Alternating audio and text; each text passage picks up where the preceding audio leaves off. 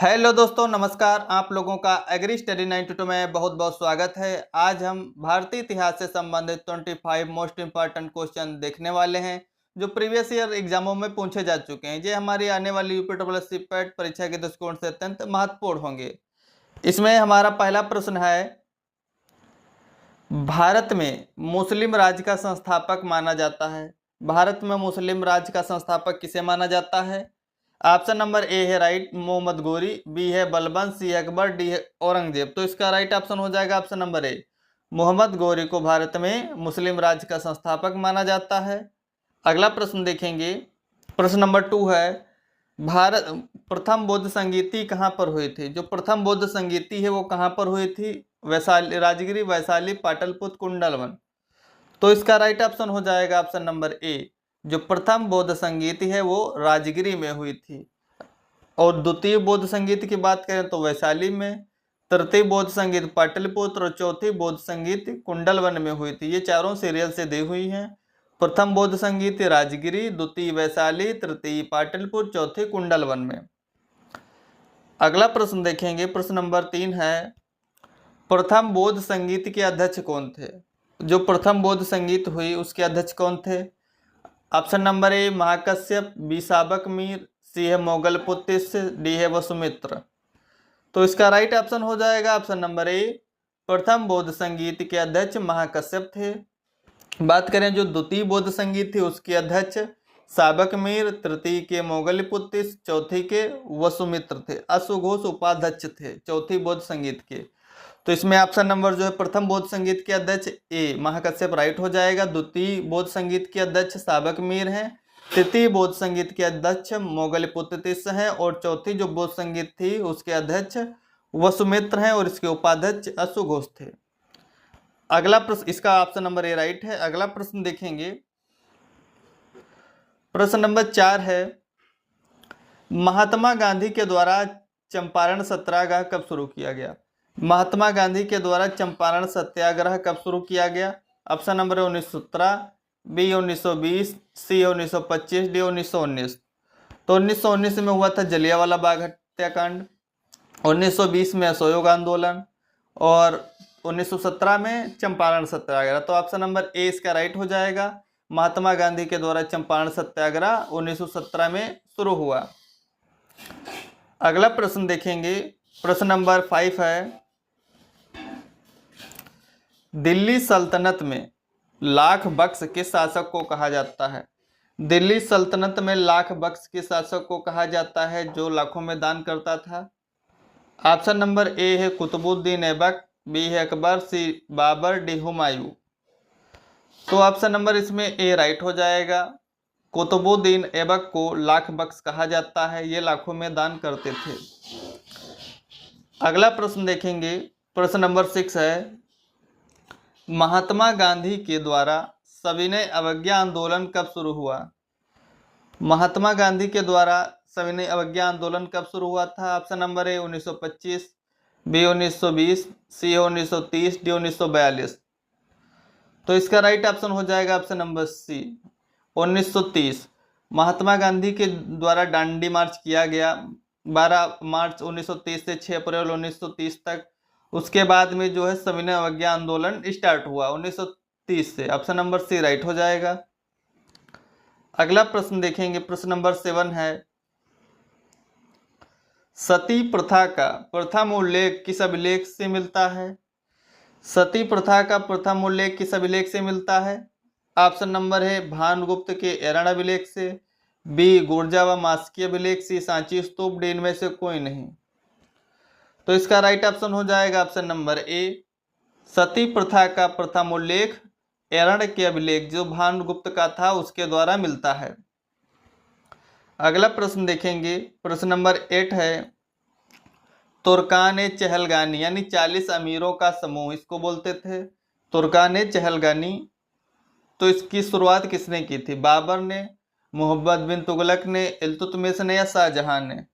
तो ये जो 40 अमीरों का समूह था तुर्कान चहलगानी, इसकी शुरुआत इल्तुतमिश ने की थी। ऑप्शन नंबर सी राइट है। अगला प्रश्न देखेंगे, प्रश्न नंबर 9 है, दीवाने मुस्तक राज किससे संबंधित है? दीवाने मुस्तक राज किससे संबंधित है? ऑप्शन नंबर ए भू राजस्व विभाग, बी मनोरंजन विभाग, सी कर विभाग, डी इनमें से कोई नहीं। तो इसका राइट ऑप्शन हो जाएगा ऑप्शन नंबर ए। जो दीवाने मुस्तक राज था वो भू राजस्व विभाग से संबंधित था। अगला प्रश्न देखेंगे, प्रश्न नंबर 10 है, दिल्ली सल्तनत में दीवाने मुस्तक राज की स्थापना किसने की थी? दिल्ली सल्तनत में दीवाने मुस्तक राज की स्थापना किसने की? ऑप्शन नंबर ए है अलाउद्दीन खिलजी, बी शेरशाह सूरी, डी आराम शाह, डी है बाबर। तो इसका राइट ऑप्शन हो जाएगा ऑप्शन नंबर ए। दिल्ली सल्तनत में दीवाने मुस्तक राज की स्थापना अलाउद्दीन खिलजी के द्वारा की गई थी।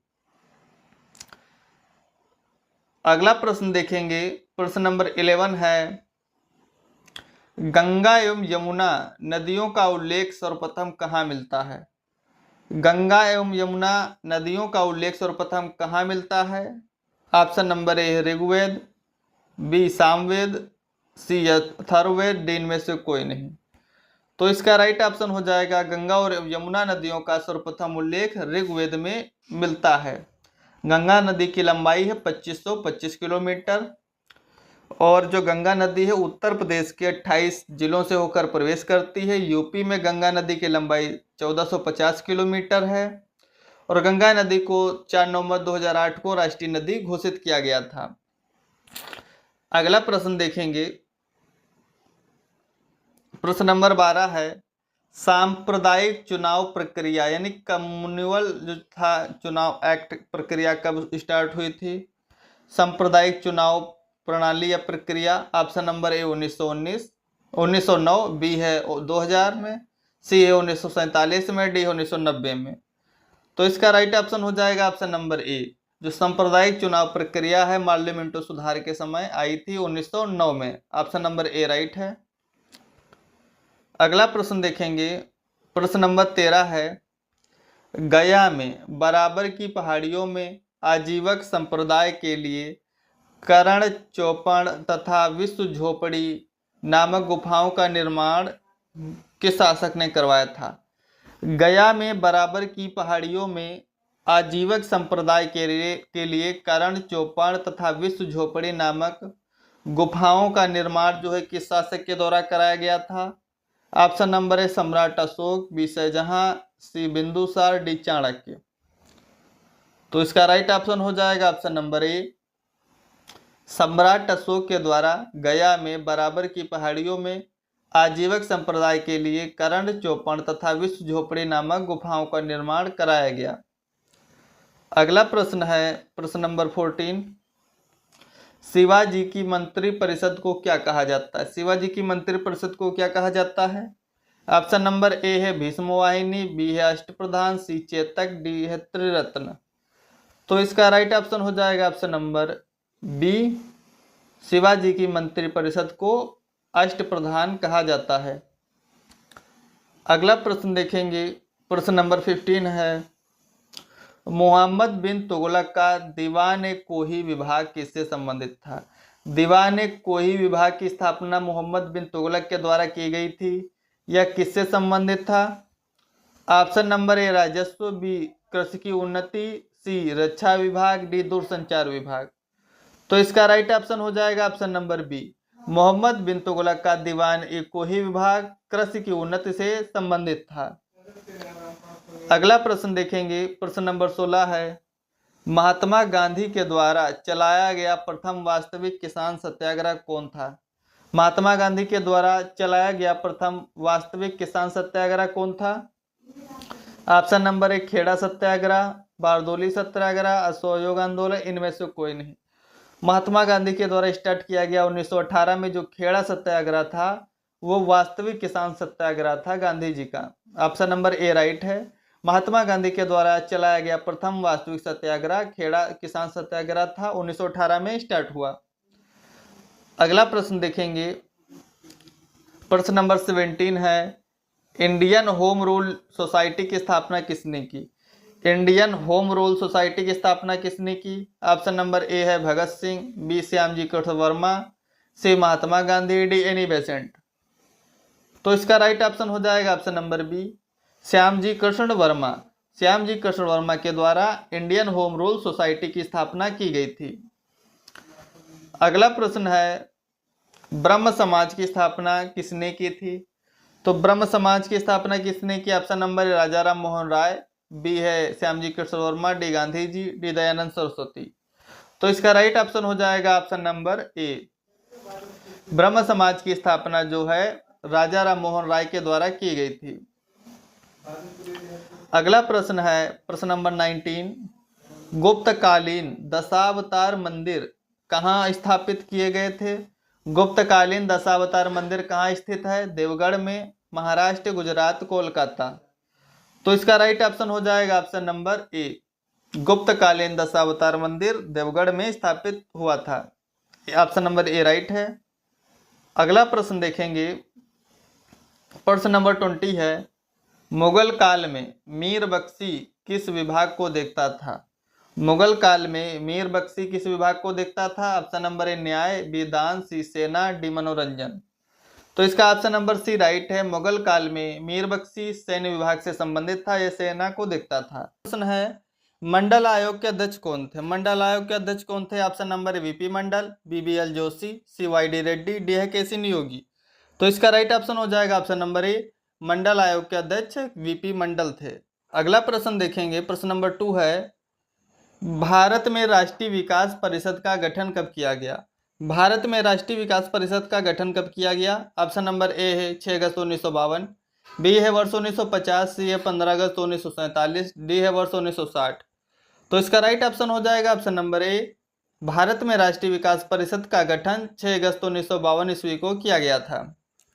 अगला प्रश्न देखेंगे, प्रश्न नंबर 3 है, चाय, कॉफी तथा मसालों की खेती के लिए उपयुक्त मृदा। चाय, कॉफी, मसालों की खेती के लिए कौन सी उपयुक्त मृदा है? ऑप्शन नंबर ए जलोढ़ मृदा, जिसे एलुवियल सॉइल बोलते हैं। जलोढ़ मृदा 2 प्रकार की होती है, खांदर, एक बांगर। तो जो खांदर जलोढ़क होती है उसे बोलते हैं नवीन जलोढ़क, और जो बांगर जलोढ़क होते हैं उसे बोलते हैं पुरानी जलोढ़क।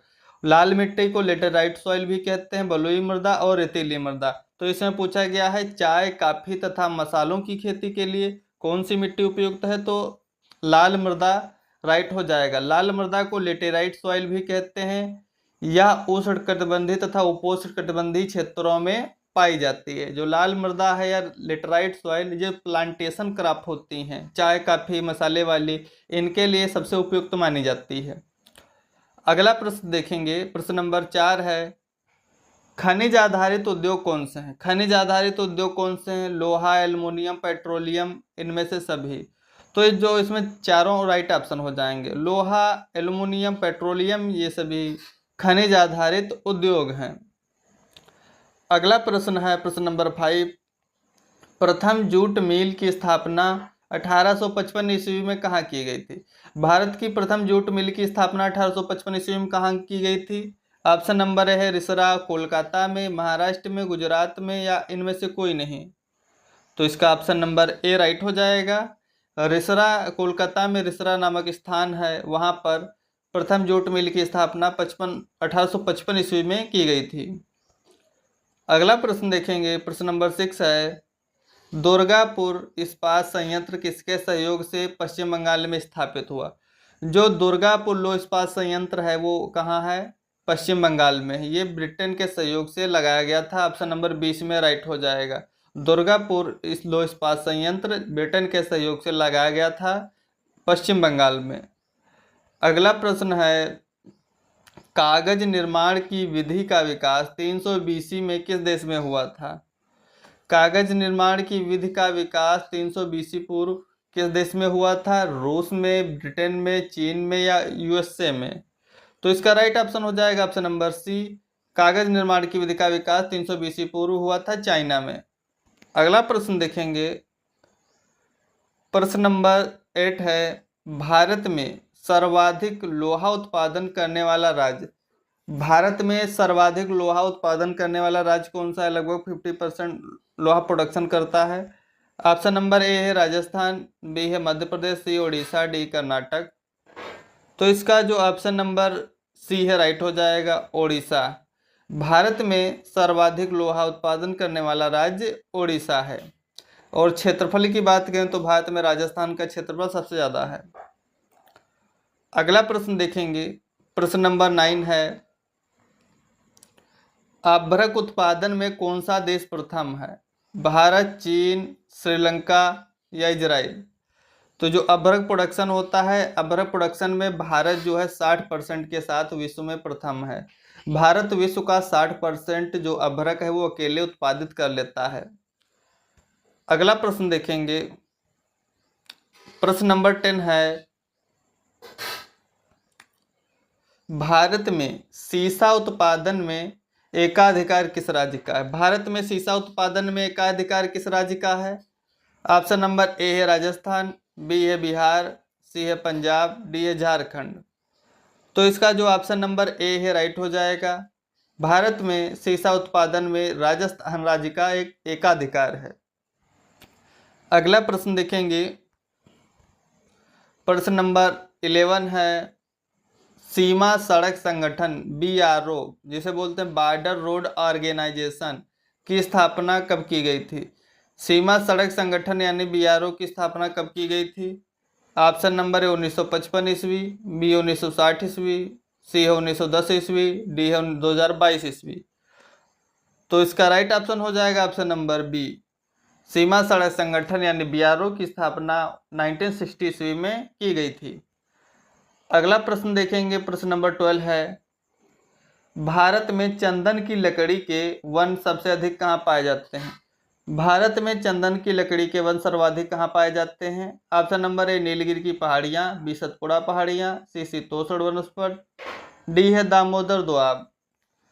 तो इसका ऑप्शन नंबर जो ए है राइट हो जाएगा, नीलगिरी पहाड़ियाँ। भारत में चंदन की लकड़ी के वन जो है सबसे ज़्यादा नीलगिरी की पहाड़ियों में पाए जाते हैं।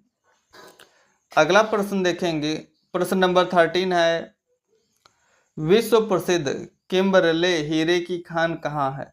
विश्व प्रसिद्ध किम्बरले हीरे की खान कहाँ है?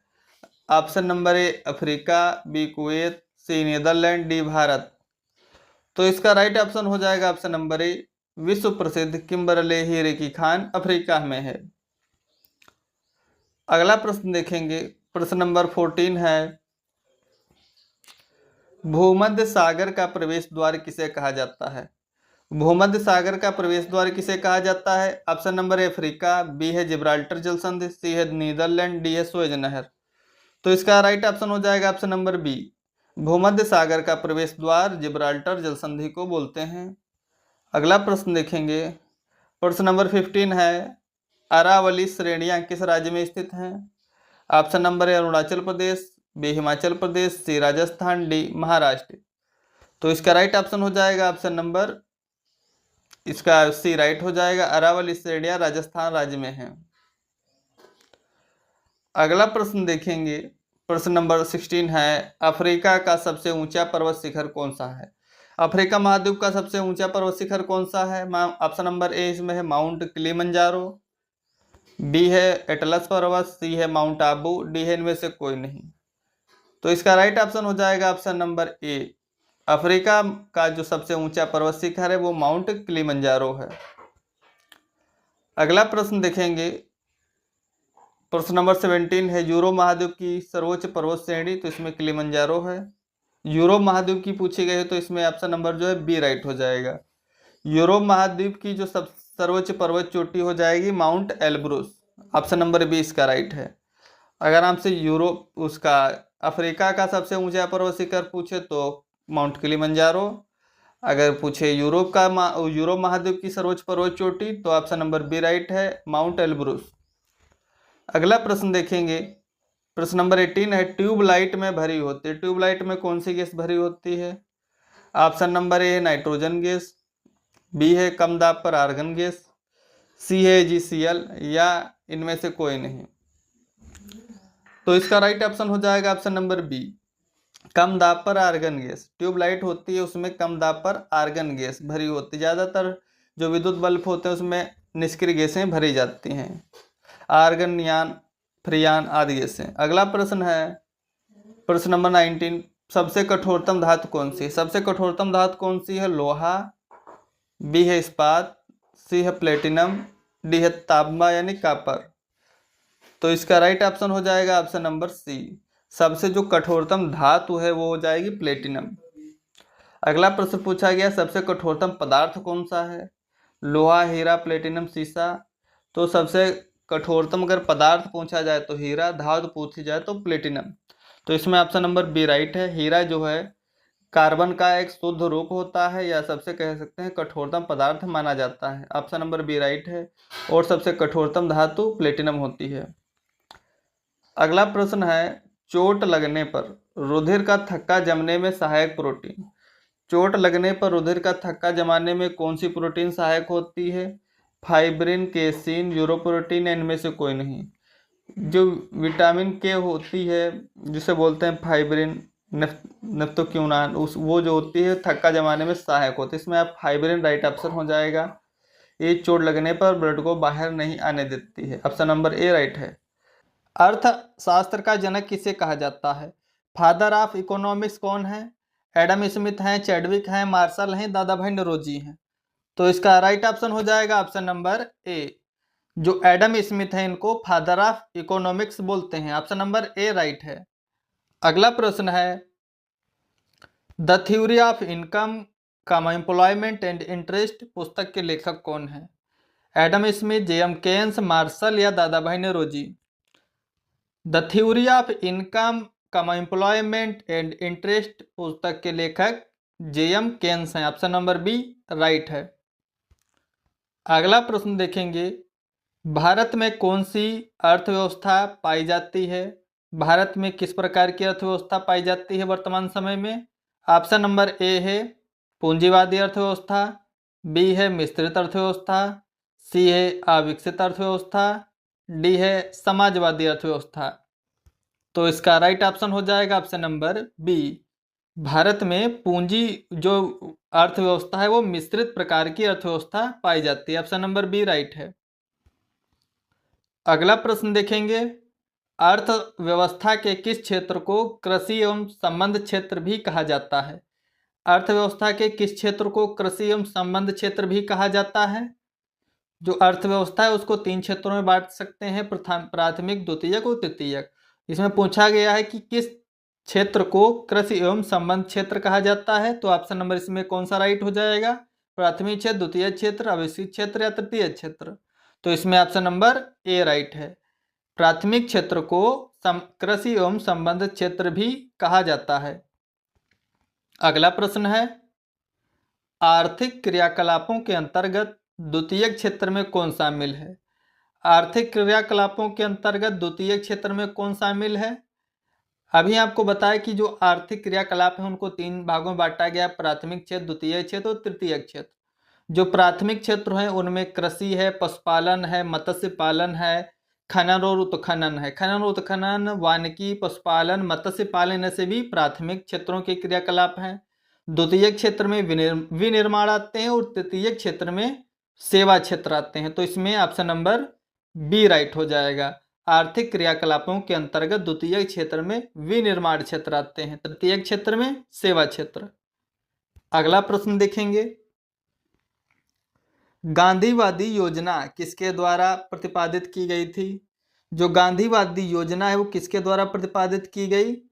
ऑप्शन नंबर ए है जवाहरलाल नेहरू, बी है मोतीलाल नेहरू, सी है मन्ना नारायण अग्रवाल, डी है सी डी देशमुख। तो इसका राइट ऑप्शन हो जाएगा ऑप्शन नंबर सी। गांधीवादी योजना मन्ना नारायण अग्रवाल के द्वारा प्रतिपादित की गई थी। अगला प्रश्न है प्रथम पंचवर्षीय योजना में प्राप्त आर्थिक विकास की दर क्या थी? जो प्रथम पंचवर्षीय योजना थी वो 1951 में स्टार्ट हुई। उसमें आर्थिक विकास की दर कितने परसेंट थी? 10%, 3.6%, 8% या 15%। तो इसका राइट ऑप्शन हो जाएगा ऑप्शन नंबर बी। भारत में जो भारत की प्रथम आर्थिक विकास की दर थी प्रथम पंचवर्षीय योजना में वो 3.6% थी। तो ऑप्शन नंबर बी राइट है। अगला प्रश्न है प्रथम पंचवर्षीय योजना कब शुरू की गई थी? ऑप्शन नंबर ए है 10 अप्रैल 1947, बी है 1 अप्रैल 1950, सी है 15 अगस्त 1950, डी है 1 अप्रैल 1951। तो इसका राइट ऑप्शन हो जाएगा ऑप्शन नंबर डी। प्रथम पंचवर्षीय योजना 1 अप्रैल 1951 को स्टार्ट हुई और 1956 तक इसका कार्यकाल था, 5 वर्ष के लिए थी। और इसमें जो आर्थिक विकास की दर थी 3.6% थी। अगला प्रश्न है, भारत में योजना आयोग की स्थापना कब की गई थी? भारत में योजना आयोग की स्थापना कब की गई थी? ऑप्शन नंबर ए है 10 अप्रैल 1947, बी है 15 मार्च 1950, सी है 15 अगस्त 1960, डी है 1 अप्रैल 1955। तो इसका राइट ऑप्शन हो जाएगा ऑप्शन नंबर बी।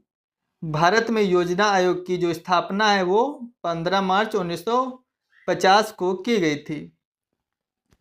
अगला प्रश्न है, नीति आयोग की स्थापना की गई, नीति जो आयोग है उसकी स्थापना कब की गई थी? ऑप्शन नंबर ए 1 जनवरी 1950, बी है 1 जनवरी 2015, सी है 15 अगस्त 2020, डी है इनमें से कोई नहीं।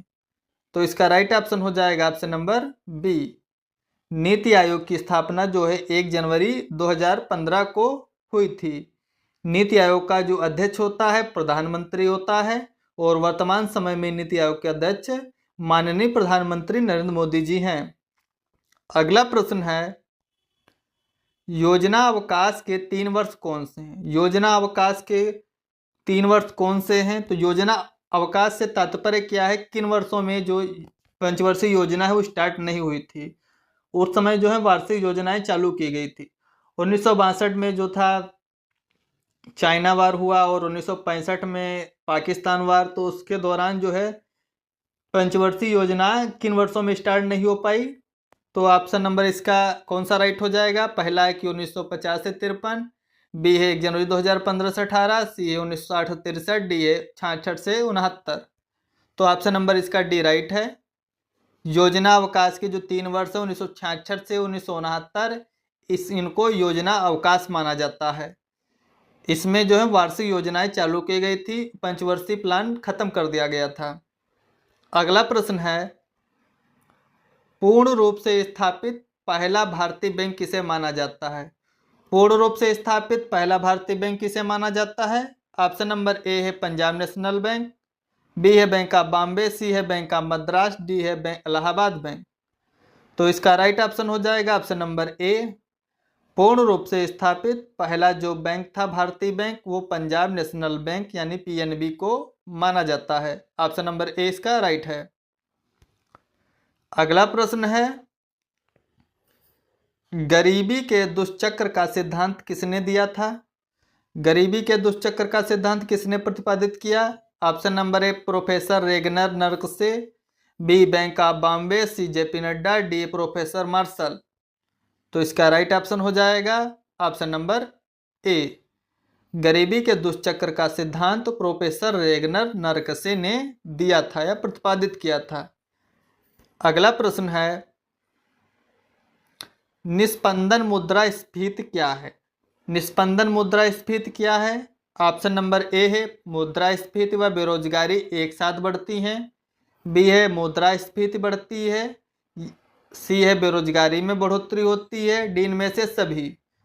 तो जो पहले समझेंगे निस्पंदन मुद्रास्फीति क्या है। निस्पंदन मुद्रास्फीति से तात्पर्य होता है कि एक निश्चित समय अंतराल में मुद्रास्फीति व बेरोजगारी का साथ साथ बढ़ना। तो इसमें ऑप्शन नंबर ए राइट हो जाएगा। निस्पंदन मुद्रास्फीति से तात्पर्य होता है मुद्रास्फीति व बेरोजगारी का एक साथ किसी निश्चित समय अंतराल में बढ़ना। अगला प्रश्न है, फिलिप्स वक्र किसके बीच संबंध को दर्शाता है? फिलिप्स वक्र किसके बीच संबंध को दर्शाता है? ऑप्शन नंबर ए है मुद्रास्फीति दर व बेरोजगारी दर, बी है मुद्रास्फीति में बढ़ोतरी, सी है बेरोजगारी में बढ़ोतरी, डी है इनमें से सभी। तो इसका राइट ऑप्शन हो जाएगा ऑप्शन नंबर ए। जो फिलिप्स वक्र है वो मुद्रास्फीति दर व बेरोजगारी दर के बीच संबंध दर्शाता है। ऑप्शन नंबर ए इसका राइट है। अगला प्रश्न है, मौद्रिक नीति किसके द्वारा बनाई जाती है? मौद्रिक नीति किसके द्वारा बनाई जाती है? ऑप्शन नंबर ए है योजना आयोग, बी है नीति आयोग, सी है आरबीआई, डी है पीएनबी। तो इसका राइट ऑप्शन हो जाएगा ऑप्शन नंबर सी। मौद्रिक नीति जो है RBI reserve bank of India के द्वारा बनाई जाती है। अगला प्रश्न है, वस्तुओं तथा सेवाओं का इलेक्ट्रॉनिक माध्यम से क्रय विक्रय क्या कहलाता है? वस्तुओं तथा सेवाओं का इलेक्ट्रॉनिक माध्यम से क्रय विक्रय क्या कहलाता है? ऑप्शन नंबर ए है ई गवर्नेंस, बी है ई कॉमर्स, सी है रेपो रेट, डी में से कोई नहीं। तो इसका राइट ऑप्शन हो जाएगा ऑप्शन नंबर बी। वस्तुओं तथा सेवाओं का इलेक्ट्रॉनिक माध्यम से या नेटवर्किंग माध्यम से क्रय विक्रय करना ई कॉमर्स कहलाता है। ऑप्शन नंबर बी राइट है। अगला प्रश्न देखेंगे, वित्त वर्ष 2024-25 में भारत की जो जीडीपी वृद्धि दर है कितने परसेंट रही? वित्तीय वर्ष 2024-25 में भारत की जीडीपी ग्रोथ कितने परसेंट रही?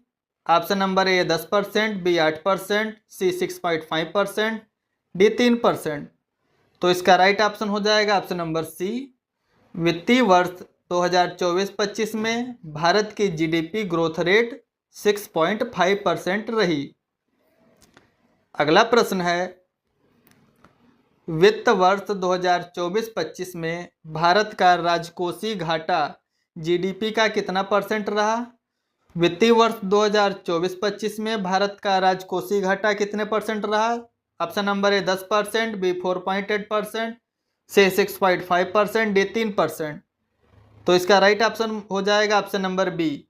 वित्त वर्ष 2024-25 में जो भारत का राजकोषीय घाटा है वो 4.4% है जीडीपी का, लगभग 15.77 लाख करोड़ रुपए। 15.77 लाख करोड़ रुपए जो है भारत का राजकोषीय घाटा है, जो जीडीपी का लगभग 4.8% है। Thanks for watching. Please like and subscribe my channel.